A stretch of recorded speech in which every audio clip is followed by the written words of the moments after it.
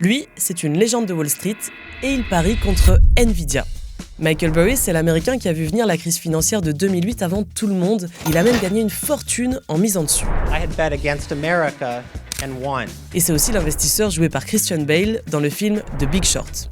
Aujourd'hui, il tire la sonnette d'alarme sur une nouvelle bulle, celle de l'intelligence artificielle.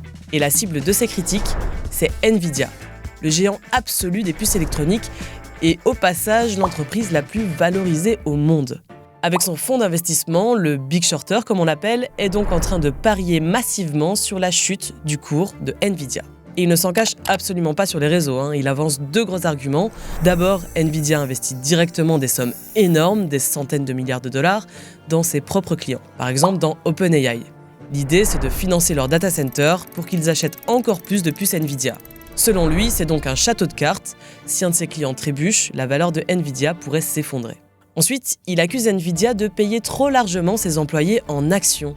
À force, ça dilue les actionnaires. Plus il y a d'actions en circulation, moins chaque action vaut. Et ça peut pousser des investisseurs à vendre.